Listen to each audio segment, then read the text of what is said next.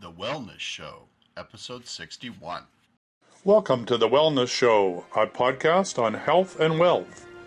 I'm your host, Tyson Bannigan, the founder of the Extraordinary Healing Arts Academy. Join me as we get the latest insight, tips, and strategies from wellness providers, coaches, and successful, heart-centered entrepreneurs, and much, much more.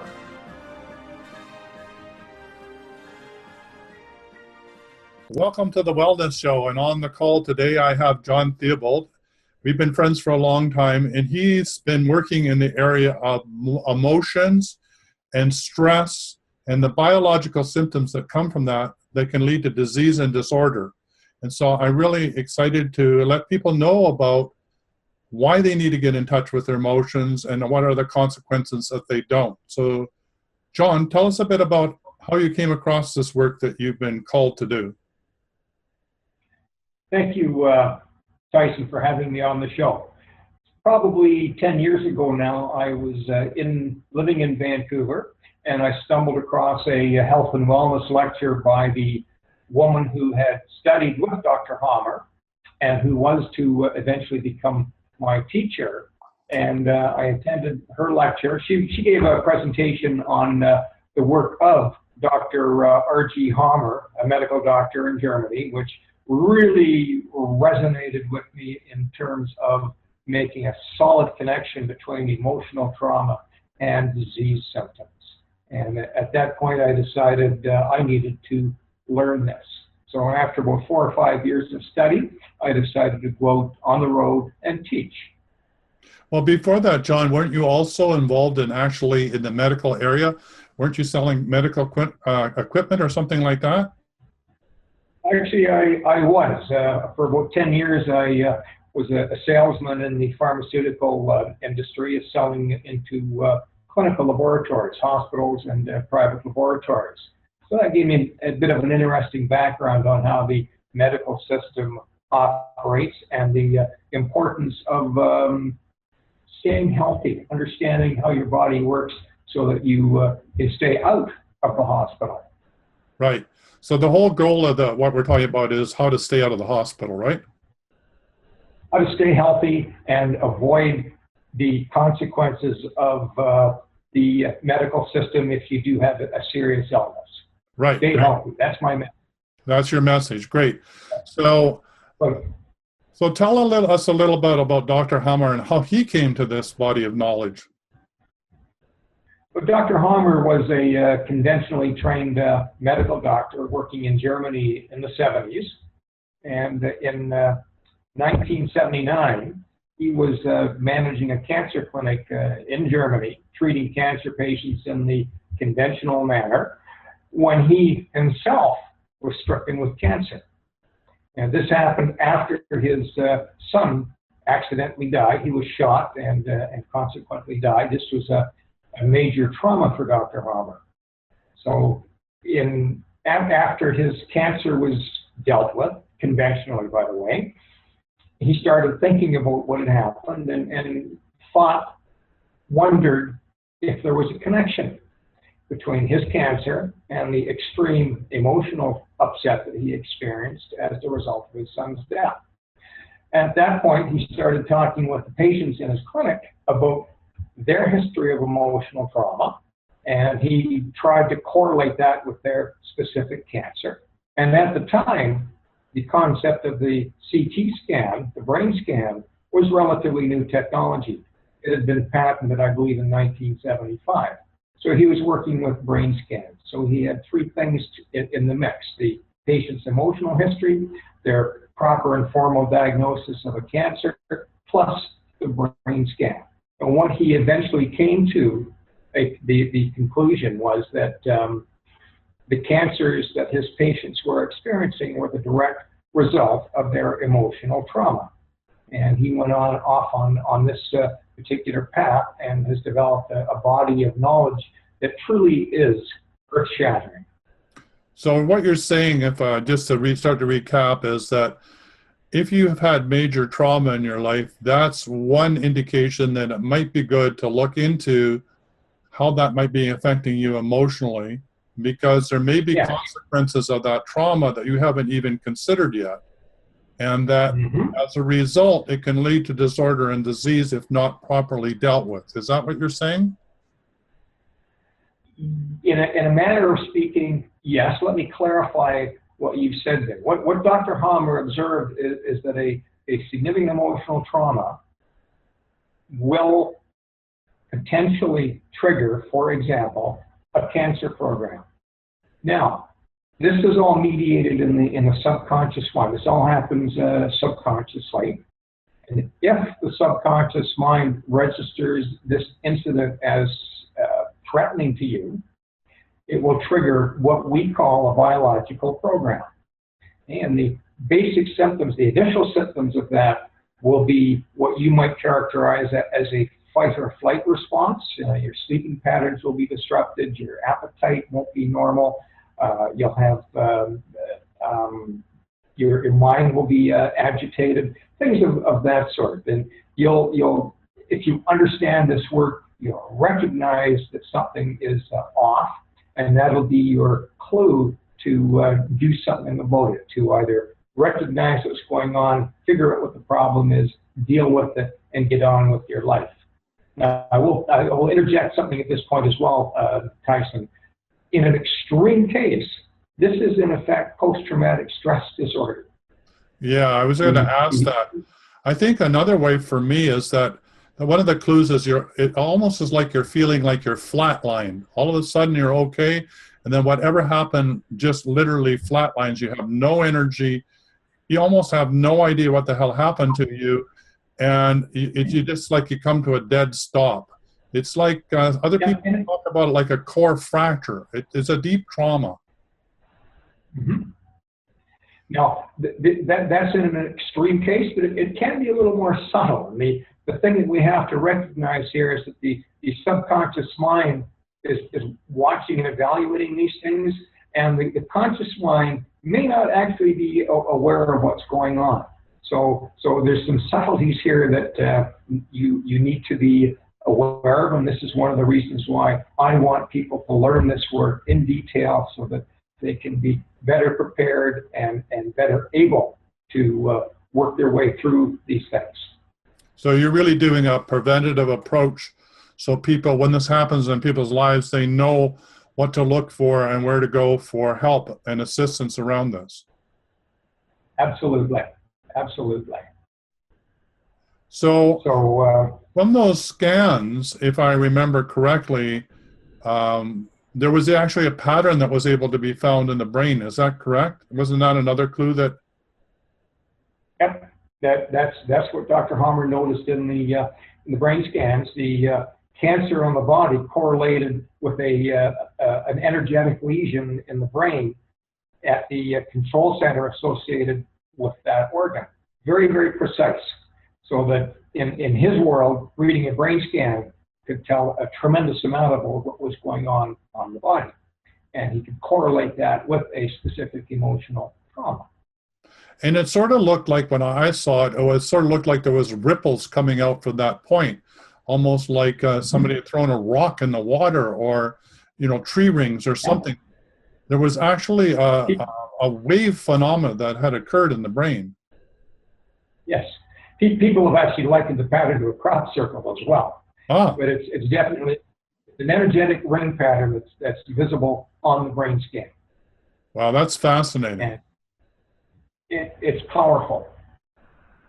And it's something that mainstream medicine has yet to acknowledge and work with. So you were going to go on and talk us about the different stages. Now you've had this, emotional trauma, and then what happens from there? Well, once the emotional trauma is recognized in the subconscious mind as being something to be dealt with, the subconscious mind will trigger changes, physical changes in the body, and there's many possibilities here. But I'm going to focus on one specifically, and that is a growing cancer tumor. Okay, so if this occurs in the intestinal tract, for example, we can liken that to a what we call an indigestible morsel. Mm-hmm. So if you go into animal world, for example, where a predator might find a piece of a prey animal improperly digested and launched in the intestinal tract, the body will trigger the growth of a cancer tumor around that food morsel to properly digest it and allow it to pass through the system. In effect, avoiding a life-threatening situation for the animal. Now, in the human condition, an emotional trauma such as an unexpected lawsuit, for example, may trigger this type of a program. If you look at something like that and say, I can't stomach that, or I can't digest that, that's a clue as to how your subconscious mind is reacting to that. So it will trigger tumor growth in your colon to deal with that indigestible morsel. And in effect, trying to help you. And you may have a little bit of trouble grasping that at this point, but that is in effect what's happening. The subconscious mind is trying to help you deal with the problem, even though it's not a physical problem, it's an emotional problem. The subconscious mind doesn't make a distinction between the two. So this is a very important point then, is that the cancer in the initial stages, I don't know about later, is really the body trying to deal with a trauma or an unresolved conflict and get it digested or processed out of the body in a safe manner for the rest of the health of the body. Is that correct? Exactly. That's a very good summary of that situation. And so moving forward from there, mm-hmm. once the issue is resolved, and let's say stay with the example of a lawsuit. Once the lawsuit has been dealt with, and let's take a positive approach to this, you win. Resolving the conflict, the problem goes away. At that point, the body will go to work to remove that tumor. It will decompose that tumor. That's fascinating. The symptoms of that decomposition are something like diarrhea, maybe a little bit of blood in the stool. So in a textbook perfect world, that's all that happens.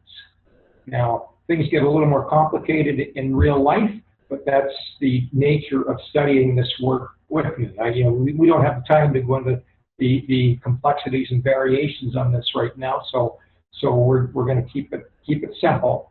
That's a perfect scenario, and then everything goes back to normal and everybody's happy. Make sense to you, Tyson? Absolutely. So really your body has a message. It's sending you a message, you can't stomach this or you can't digest that. And then the cancer steps in order to solve the problem by digesting what isn't working for you. And when the conflict is resolved, then the cancer then dissolves itself and is emitted from the body because the conflict is over and the function of the cancer is no longer needed in the body to protect it. So what's the next step? Absolutely. Well, there's an interesting subtlety here in that modern medicine will tell you that a cancer program of this sort may travel to other parts of the body and trigger secondary cancer. And their theory, unproven, is that cancer cells break off from the primary tumor and travel through the blood to other parts of the body and trigger secondary cancers. Now, I'm going to just throw in a little bit of science at this point to tease you.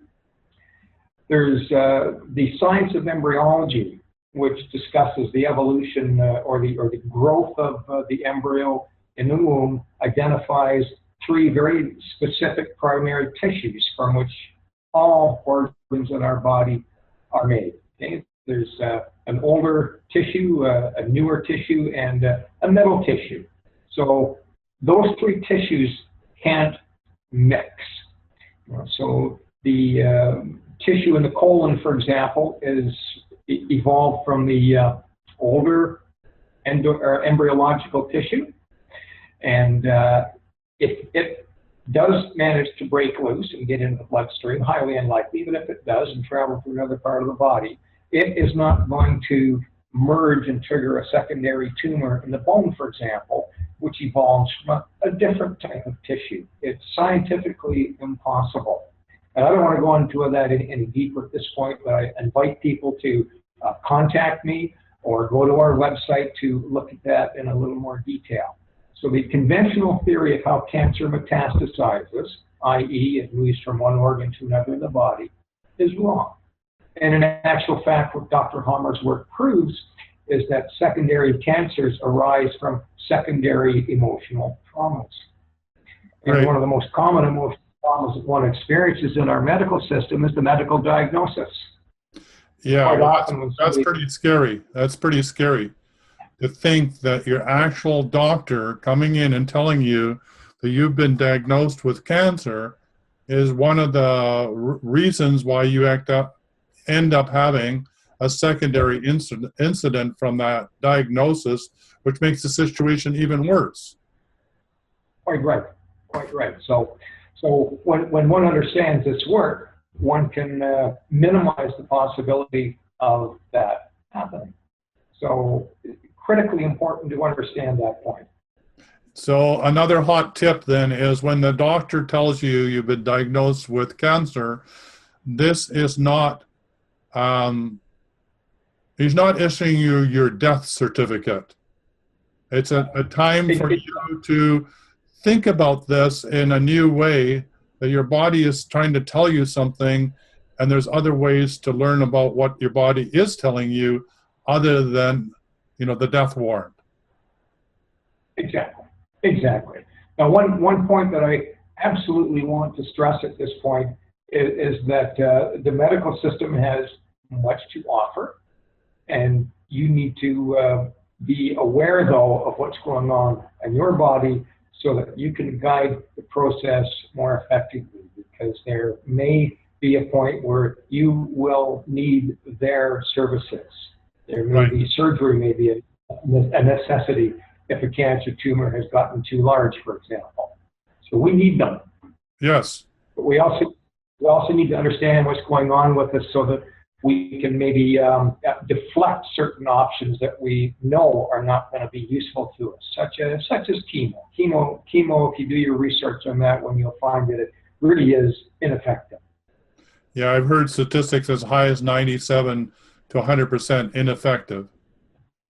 Yes. Yes, and those are pretty dismal statistics. Yeah, it was interesting because a doctor who said that, he said, imagine Ford Motors producing a car that was 97%, ineffective. It's not going to happen. Nobody's going to buy it. Exactly. So there are things that we need to know so that we can accept and reject certain things that are available in the medical system. There's a menu, that we can select from, and we don't have to take everything. Right. So you really are saying, there's a series of intelligent questions to ask your doctor before you make any decisions with regard to the next steps. Is that what you're saying? There absolutely is. And these are some of the things that I discuss in detail in the seminars that I offer.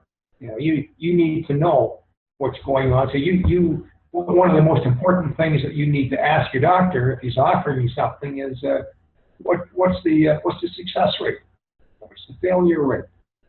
Would you accept this treatment for yourself, or would you recommend this treatment for your family members? Mm-hmm. What are the side effects of the treatment, and so on and so forth? There's a long list of questions that you need to know so that you can better ascertain the potential for success or failure of a particular treatment. So, John, I understand that you're available to help clients work through these questions so that they know what they are before they go to their doctor. Is that correct? Absolutely. My number one word of advice to people is learn this work before you need it, before you get the diagnosis. So I offer a private coaching program, and I also offer a series of seminars where one can learn this work in detail. And so on a coaching basis, I'm available worldwide.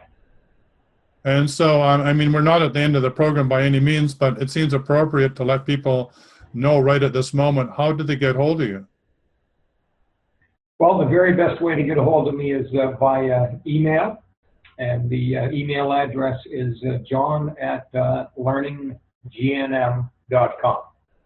Right. And I suppose we can put that into the program notes after this is over. Can we not, Tyson? Yeah, it'll be in the show notes. So don't worry, you don't need to grab a pen. Just go to the show notes and you'll have all the information you need.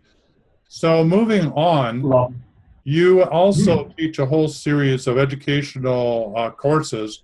And if I remember correctly, you have them set up, divided into different aspects of the body. So I think, if I remember correctly, there's one for your heart, for example. Is that correct? There is. Yep.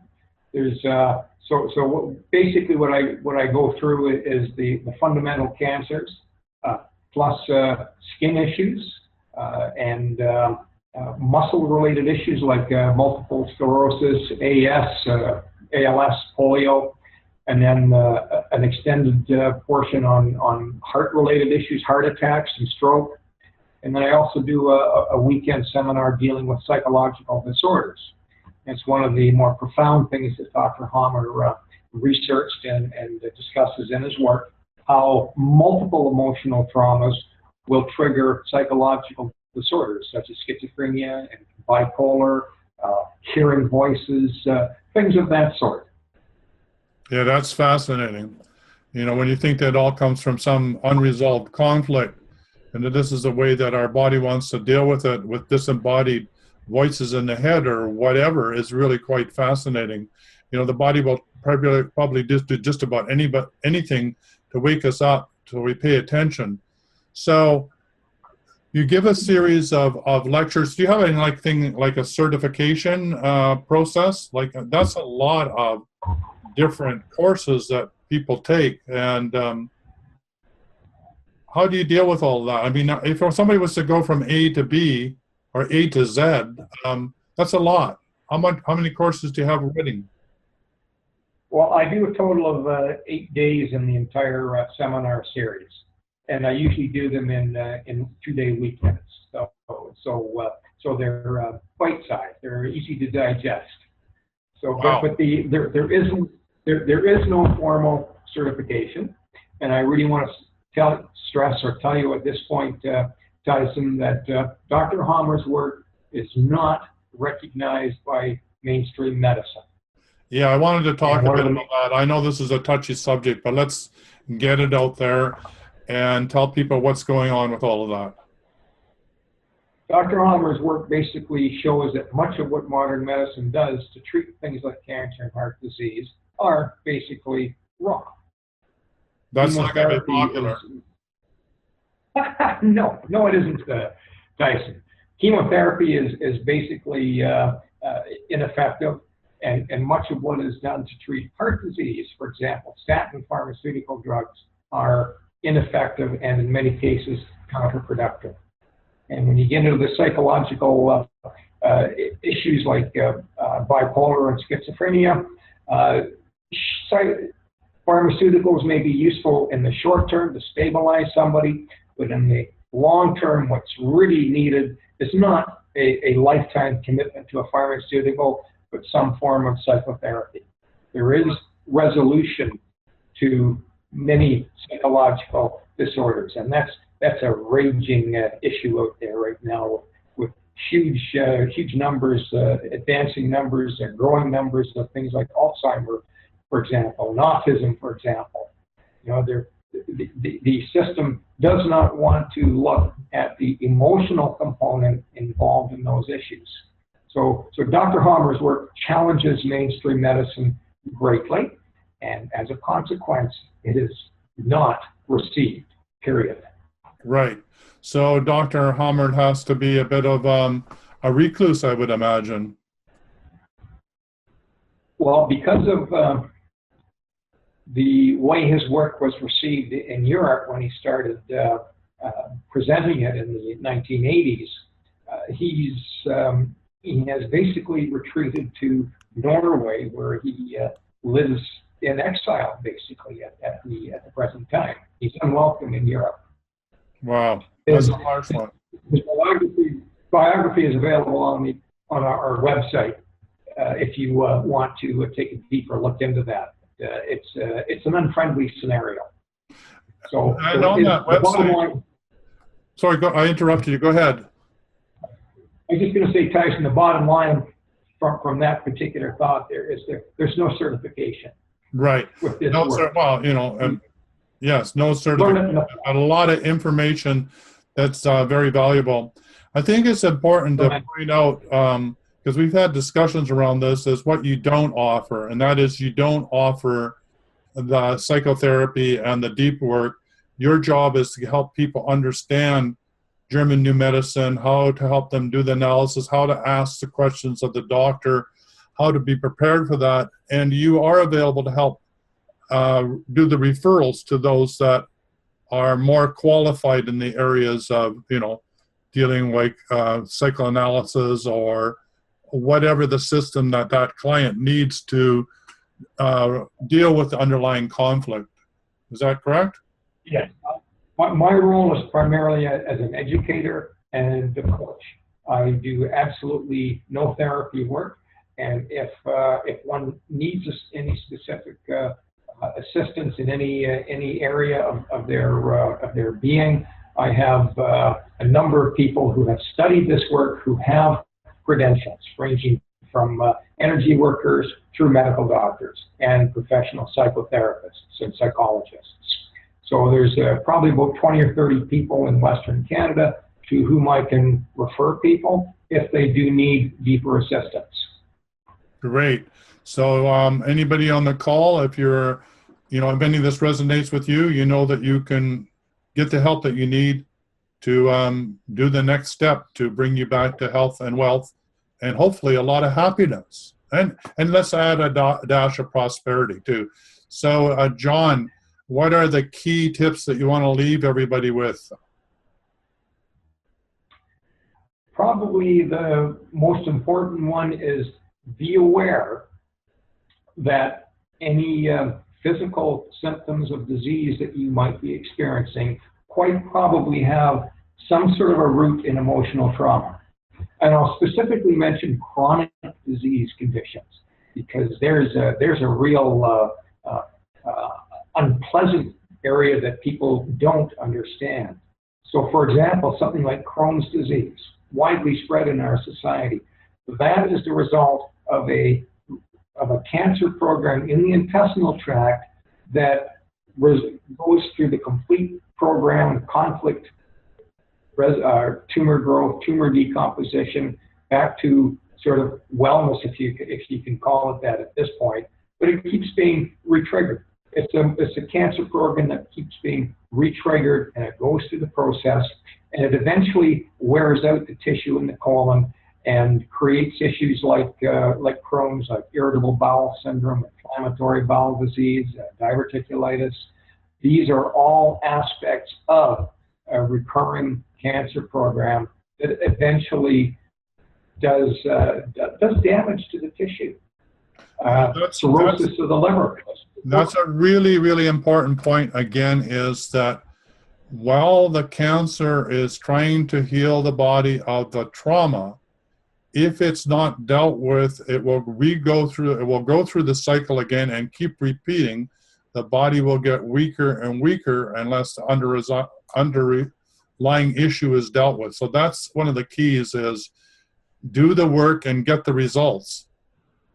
Yes. Some other things that are really prevalent in our society as well that are addressed by this work are things like fibromyalgia, chronic fatigue syndrome, lupus. There's a number of diseases of that sort that are not well understood. They're not well explained in the mainstream, but it can be dealt with, or they can be explained from Dr. Hamer's perspective. And when you understand it from that perspective, you have a better chance of bringing the system or the symptoms to rest. Great. Well, I know that you have a couple of workshops coming up. Do you want to tell people about where your next workshops will be? Yes, I'm teaching a class in Kelowna at the end of this month, the last weekend of August, 27, 28 August, dealing primarily with skin cancers and issues, muscle issues like MS and ALS, and the heart. Spend a tremendous amount of time talking about heart attacks and how they are rooted in emotional trauma. Next month, in the middle of September, I'm doing a 4-day seminar in Edmonton, dealing primarily with the basic cancers plus psychological disorders. And then at the end of October, I'm doing a 4-day weekend in Calgary, where I'll be repeating the Kelowna seminar, plus adding in much more depth in terms of embryology and issues of the intestinal tract, the ears, the eyes, and the gastrointestinal tract. It's all very powerful weekends and very, very enlightening. So again, contact me by email if you're interested in attending any of those seminars. Yeah, I just like to say from a personal experience as we wind up, I've been in a number of John's workshops, and I can attest that you are going to learn an incredible amount about your body that you didn't know about before. You'll be in a position to help other people, particularly your loved ones, to lead a more healthy, conscious life about what is your body trying to tell you, because your body only has a basic language of pleasure or pain, but in that is a whole number of different ways it speaks to you through disease and disorder. So the sooner you can listen to the body, the quicker you can get the message. You also are available, I understand, to travel pretty well anywhere on the planet. You just need, 10 people that need to sign up and commit, and you're willing and able to buy a ticket, and away you go. Is that correct? Well, within reason, yes. If anybody wants to bring me to some far-flung corner of the planet to teach a seminar, I'm happy to accommodate and oblige. Great. And there's one thing, Tyson, that I'd like to just slip in here before I lose this thought. I don't want people to be intimidated if they don't have a science background. See, there's a modest amount of science involved in teaching and understanding this, but it's not at such a level that you need a Bachelor of Science degree to understand it. But if you're a medical practitioner, it's not so simplified that you won't get something out of it. So it's kind of a steer down the middle there. So regardless of what your scientific background is or your health and wellness background is, there's something in it for everybody. Well, thank you, John, for showing up. This is very important work. Good luck in all this. I hope you have full classes wherever you go, and you get to travel the planet and spread this message. Because to me, it's extremely important that we understand this, so we can live in a healthier, wealthier place. So thank you, John. Thank you very much for having me, Tyson. I appreciate it very much. All right. Bye for now. Good night. Good day. For quality online wellness products, courses, and services, visit our sponsors, thewellnessstore.ca and the Extraordinary Healing Arts Academy located at thewellnessacademy.ca. To stay in touch, visit us at thewellnessshow.ca. And until next time, be healthy, wealthy, and wise.